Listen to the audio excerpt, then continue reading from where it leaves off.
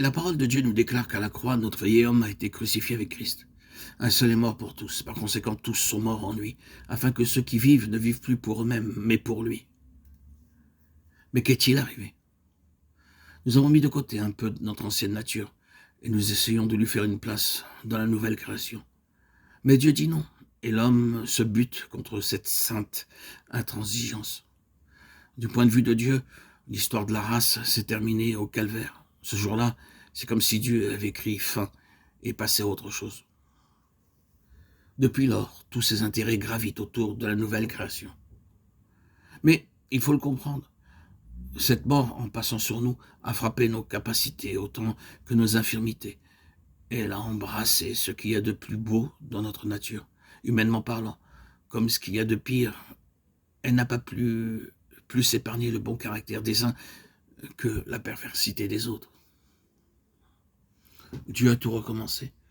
C'est d'une vie divine que nous sommes appelés à vivre désormais, non plus d'une vie humaine. Notre humanité n'a rien à mettre en avant que Dieu puisse accepter.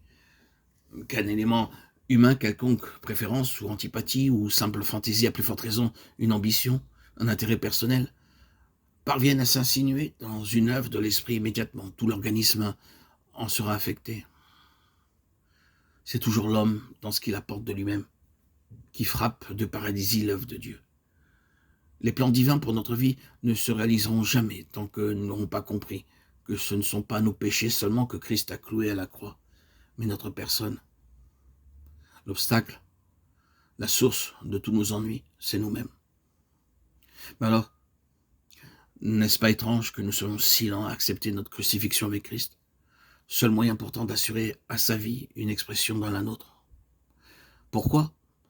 Parce que l'homme veut bien d'une mort symbolique, mais cette mort-là, la vraie, il n'en veut pas. C'est là que nous touchons du doigt le scandale de la croix, car dans ce sens-là, elle est un scandale pour le chrétien autant que pour l'homme du monde. La croix, c'est Satan jeté dehors.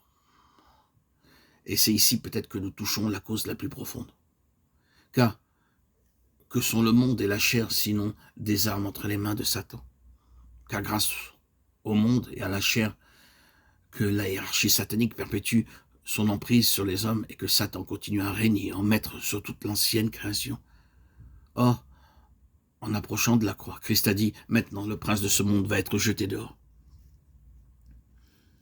Considérant rétrospectivement l'œuvre du calvaire, Paul plus tard dira que par la croix, Christ a dépouillé les dominations, les autorités, et en triomphant d'elles,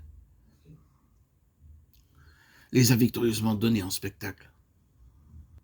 La vie divine, dans sa plénitude, l'expérience de la victoire, la collaboration effective avec celui qui est assis sur le trône, l'honneur de réaliser avec lui ses plans éternels seront nôtres, dans la mesure seulement où nous lierons notre cause à celle de la croix, en nous identifiant sans réserve avec le sens profond que la parole de Dieu lui donne.